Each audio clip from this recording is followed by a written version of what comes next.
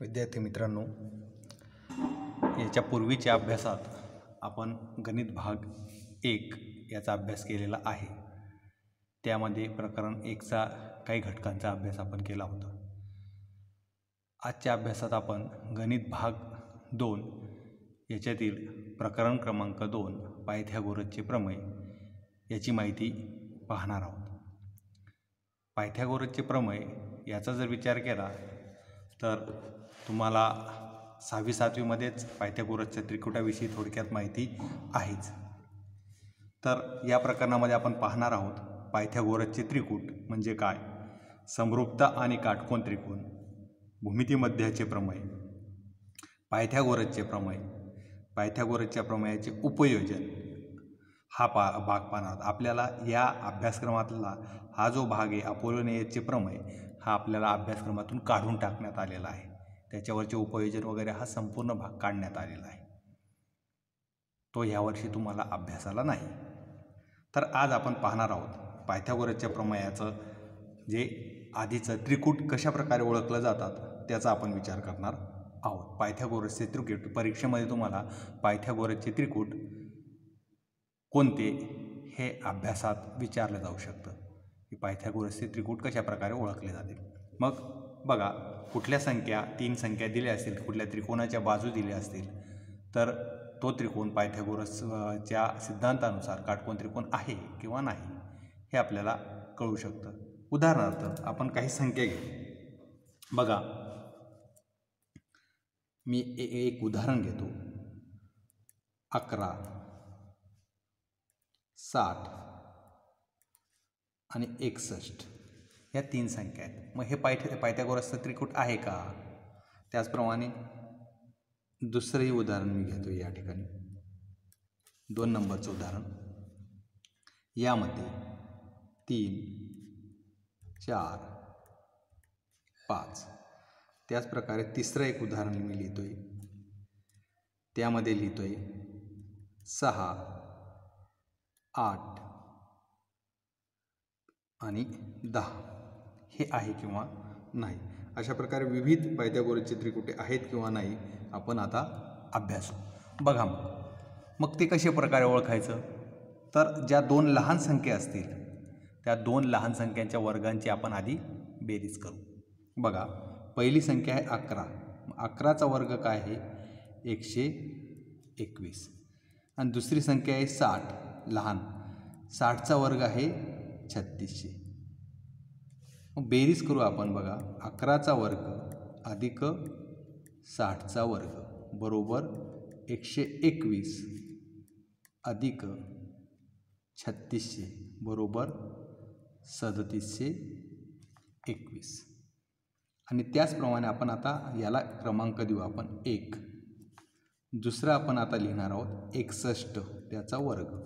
61चा वर्गसुद्धा आहे 3721. याला नंबर दिला 2.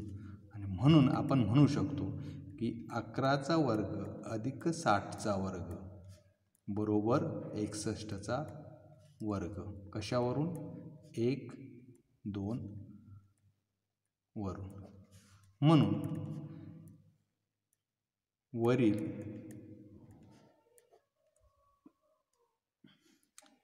संख्या पायथागोरसचे त्रिकूट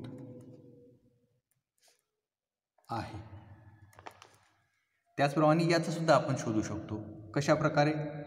डायरेक्ट लिहिता येईल आपल्याला. 3चा वर्ग अधिक 4चा वर्ग बरोबर 3चा वर्ग आहे 9, 4चा वर्ग आहे 16, एकूण झाले 25. याला पुन्हा 1 नंबर दिला आपण. तसंच आता मोठ्या संख्येचा 5चा वर्ग हा सुद्धा आहे 25. याला 2 क्रमांक दिला. आणि म्हणून म्हणू शकतो आपण 3चा वर्ग अधिक 4चा वर्ग बरोबर 5चा वर्ग. कशावरून? 1, 2 वरून. म्हणून 3, 4, 5 या संख्या पायथागोरसचे त्रिकूट आहेत. अशा प्रकारे तुम्ही हे उदाहरणं सोडू शकतात आणि पायथागोरसचं त्रिकूट कोणतं आहे ते तुम्हाला कळू शकेल. हे जे उदाहरण आहे ह्याचासुद्धा तुम्ही अभ्यास करू शकता. हे तुम्हाला होमवर्कसाठी असू देत. काही उदाहरणं आपण याच्यामध्ये अजून काही बघू. उदाहरणं सोडवताना समजा मी एक हे तुम्हाला HW आहे. 4 नंबरचं उदाहरण घेतो आहे मी. 10, 12 आणि 15 बघू आपण काय आहे. बघा मग या ठिकाणी 10चा वर्ग अधिक 12चा वर्ग बरोबर 10चा वर्ग आहे 100, 12चा वर्ग आहे 144, एकूण झाले 244. याला एक क्रमांक दिला. दुसरा आहे 15, 15चा वर्ग आहे 225, याला क्रमांक 2 दिला आपण. मग बघा हे दोघे सारखे आहेत का तर नाही. म्हणून आपण म्हणू शकतो 10चा वर्ग अधिक 12चा वर्ग इज इक्वल टू नॉट, म्हणजे 15चा वर्ग हे दोघं समान नाहीत. कशावरून? 1 आणि 2 वरून. म्हणून 10, 12, 15 हे पायथागोरसचे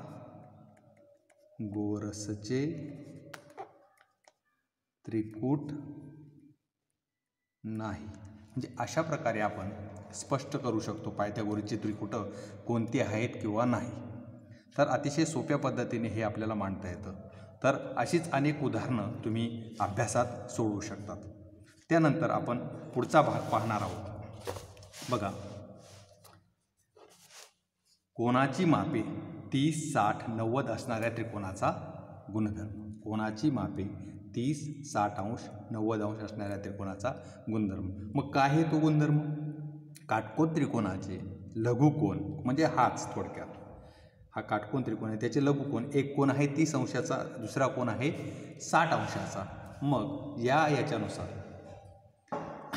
जर एखाद्या त्रिकोणाचे लघुकोन त्रिकोणाची काटकोन त्रिकोण जो आहे तो त्याची मापं 30, 60 आणि 90 अंश असतील तर 30 मापाच्या कोनासमोरील बाजू हा 30 अंशाचा ही बाजू ही ह्या कशाच्या? कर्णाच्या. कर्ण म्हणजे हा काटकोनासमोरची बाजू LN हा आहे कर्ण. मग याच्या हा कर्ण जो आहे 30 अंश कोनासमोरील बाजू म्हणजे ही बाजू आली कुठली? MN. मग MN ही काय असते? कर्णाच्या म्हणजेच LNच्या निम्मे. कुठलाही मग त्या त्रिकोणाला वेगवेगळी नावं असू शकतात. त्यानुसार आपण विचार करायचा कर्ण कुठला आहे, 30 अंशाचा कोन कुठला आहे, 60 अंशाचा कुठला आहे, त्यानुसार आपण उत्तरं शोधायचं. त्याचप्रकारे 60 अंश मापाच्या कोनासमोरील बाजू 60 अंशाचा हा कोन आहे, याच्या समोरची बाजू म्हणजे LM ही काय आहे? कर्णाच्या वर्गमुळात 3/2 पट असते.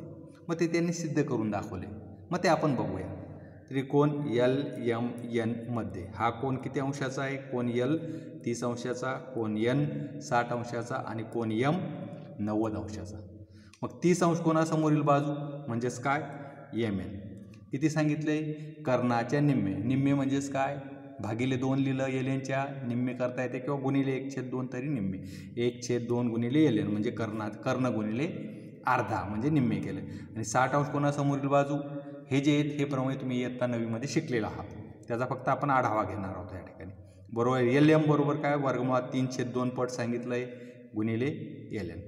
आपण जर अंदाज केला या ठिकाणी समजा हा जो कर्ण आहे LN हा जर 6 सेमी असेल तर लगेच आपल्याला कळतं की हा किती असला पाहिजे? 3 कर्णाच्या निम्मे. आणि हा किती असला पाहिजे? 3 वर्गमुळात 3. मग 3 वर्गमुळात 3 कशा प्रकारे येईल?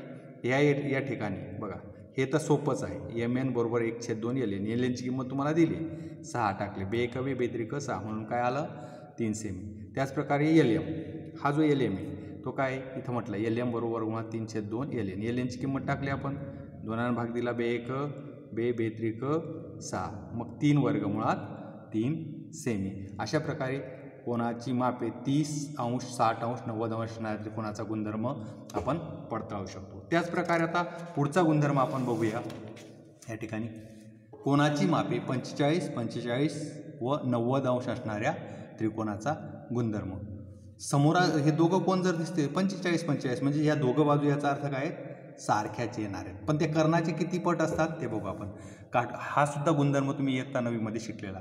काटकोन त्रिकोणाचे लघुकोन 45 अंश 45 अंश मापाचे असतील तर काटकोन करणारे म्हणजे ही काटकोन करणारे ह्या दोघं बाजू प्रत्येक बाजू ही कर्णाच्या 1/2 वर्गमुळात 2 पट असते. 1/2 वर्गमुळात 2 पट असते. मग बघा हा त्रिकोण दिला आहे XYZ.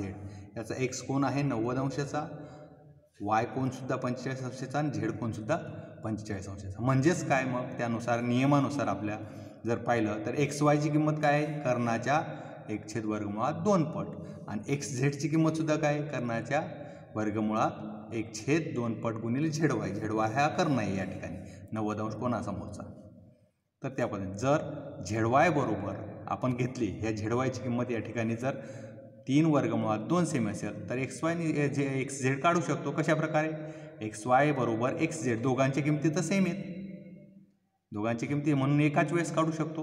बरोबर 1/2 वर्गमुळात 2 गुणिले 3 वर्गमुळात 2. मग हा वर्गमुळात 2 आणि हा वर्गमुळात 2 दोघं काय झाले कॅन्सल झाले, निघून गेले. ते भाग दिला आपण म्हणजे राहिला 3 गुणिले 1 3 1 3. म्हणजे अशा प्रकारे ह्या XY आणि XZच्या किमती दोघं काय आल्या 3 सेमी. या पद्धतीने आपण काढू शकतो. ठीक आहे. या पद्धतीचे हा गुणधर्मसुद्धा तुम्ही इयत्ता 9वीमध्ये पाहिलेला आहे. तर पुढच्या घटकाकडे आपण वळणार आहोत. समरूपता आणि काटकोन त्रिकोण. बघा समरूपता आणि काटकोन त्रिकोण similarity and right angle triangle. त्याचं प्रमेय आहे काटकोन त्रिकोणात कर्णावर टाकलेल्या शिरोलंबामुळे. आता हा काटकोन त्रिकोण आहे ABC आणि हा त्याचा कर्ण आहे AC. हा काय कर्ण आहे आणि हा शिरोलंब या काटकोनातून याच्यावर काय टाकला आहे लंब म्हणजे इथं सुद्धा काटकोन तयार झालेला आहे. शिरोलंब सरळ कुठंतरी रेषा काढलेली नाही.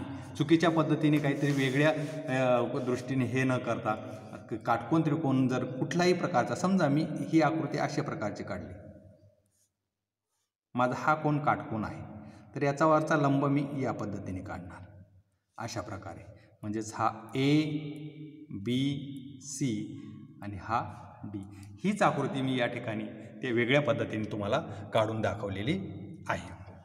म्हणजे अशा प्रकारे पण बरोबरच आला पाहिजे किंवा उभ्याच देशीत जर काढायचा म्हटलं आपण त्या ठिकाणी आहे तशा प्रकारची तर या पद्धतीने आपण आकृती काढू शकतो. आणि काही मुलं इकडं कुठंतरी काढतात. आता हा इथं काटकोन वाटतोय का तुम्हाला? नाही, म्हणजे हे चुकीचं आहे. ॲक्च्युअल जर पाहिलं तर तंतोतंत आपल्याला काटकोन वाटायला पाहिजे म्हणजे ही रेषा खरी आली. म्हणजे हा ABC आणि D ही रेषा येऊ शकत नाही. म्हणून मग आपण बघा आता या प्रत्यक्षात पुस्तकामध्ये आपण पाहू काटकोन त्रिकोणात कर्णावर टाकलेल्या शिरोलंबामुळे. आता हा कर्ण आणि हा शिरोलंब झाला. जे 2 त्रिकोण तयार होतात, हा एक त्रिकोण हा एक त्रिकोण, 2 त्रिकोण तयार ते मूळ काटकोन त्रिकोणाचे. हा मूळ काटकोन त्रिकोण ABC. इथं 2 त्रिकोण तयार झालेत ADB आणि BCD आणि हा मूळ आहे ABC मोठा.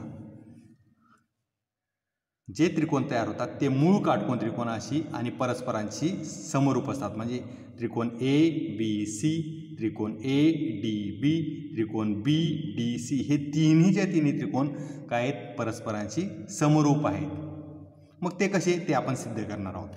बघा त्रिकोण मूळ त्रिकोण ABC मध्ये कोण ABC म्हणजे हा कोण ABC काय 90 अंशाचा आहे. लक्षात घ्या विद्यार्थी मित्रांनो, काय करायचं असतं कुठलंही प्रमेय असेल तर याच्या बघा होतात ते मूळ म्हणजे इथपर्यंतचा भाग जो आहे प्रमेयाचा हा आहे तुमचा पक्षाचा भाग आणि इथून जो भाग आहे हा आहे तुमचा साध्याचा. मग पक्ष इथं लिहायचं आहे काय म्हटलंय बघा काटकोन त्रिकोणात.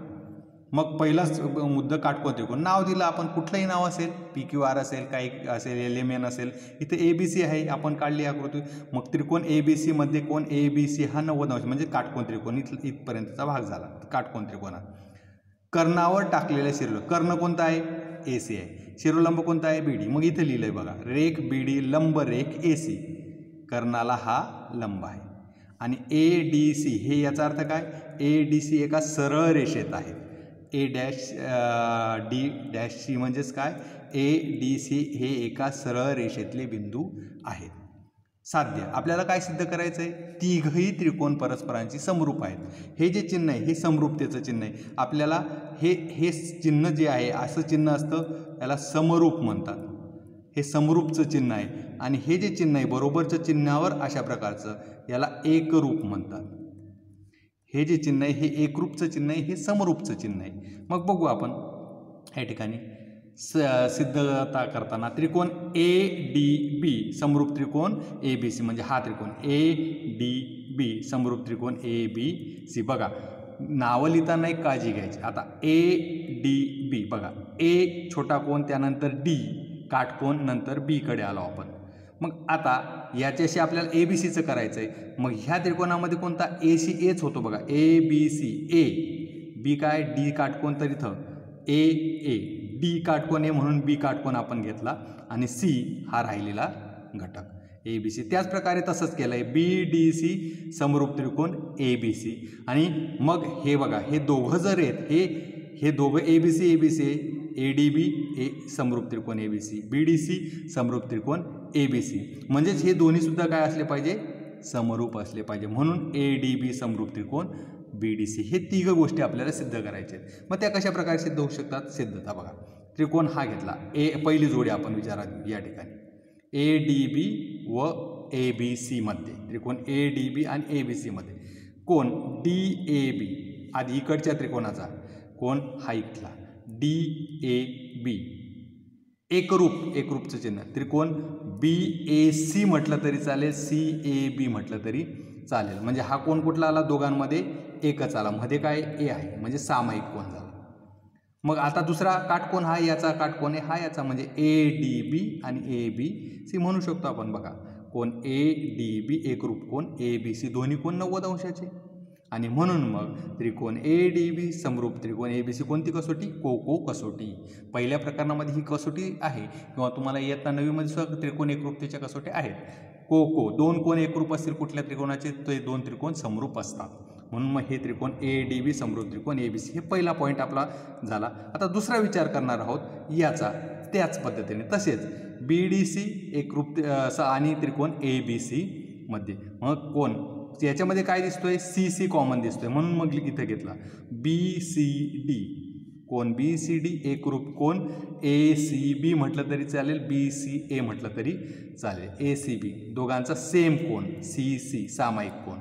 त्याच प्रकारे कोण काटकोन राहिला BDC एकरूप कोण ABC दोघी काटकोन म्हणून मग काटकोन 90 अंशाचे. आणि म्हणून हे दोन्ही त्रिकोण समरूप कोको कसोटी. पुन्हा तीच त्रिकोण BDC समरूप त्रिकोण ABC. आता हे दोन घटक सिद्ध झालेत.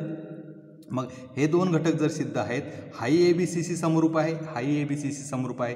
मग जर एखादा त्रिकोण दुसऱ्या दोन त्रिकोणाशी समरूप असेल तर ते जे दोन त्रिकोण आहेत ते सुद्धा परस्परांशी समरूप असतात, हे आपल्याला माहीतच आहे. मग 1 आणि 2 वरून आपण म्हणू शकतो त्रिकोण ADB समरूप त्रिकोण BDC दोघांवरून, कारण हा ADB ABCC समरूप आहे, BDC सुद्धा ABCC समरूप आहेत.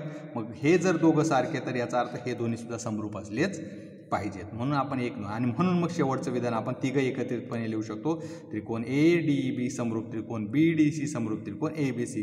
विधान क्रमांक 1, 2 आणि 3 वरून आपण हे स्पष्ट करू शकतो.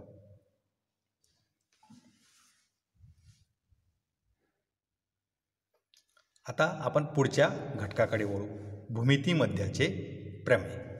मग ते भूमितीमध्याचे प्रमेय कशा प्रकारे, हे अतिशय सोपं अशा प्रकारचं आहे. मी या ठिकाणी तुम्हाला प्रत्यक्षात दाखवतो भूमितीमध्याचा प्रमेय. याच्यावर आधारित तुम्हाला उदाहरणं विचारली जाऊ शकतात. प्रमेय किंवा गुणधर्म. भूमिती मध्याचे प्रमेय. मग काय बघा, प्रमेय काय, काटकोन त्रिकोणात कर्णावर काढलेला शिरोलंब त्या शिरोलंबामुळे होणाऱ्या कर्णाच्या दोन भागांचा भूमितीमध्य असतो. मग बघू आपण कशा प्रकारे भूमितीमध्य असू शकतो ते.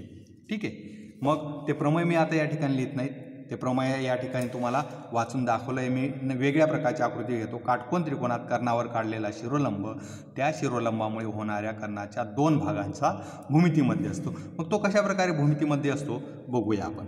ठीक आहे. हा त्रिकोण मी काढतोय. आता वरची जी आपण प्रमेय पाहिलं त्याचीच आकृती मी एक प्रकारे काढतोय. ठीक आहे.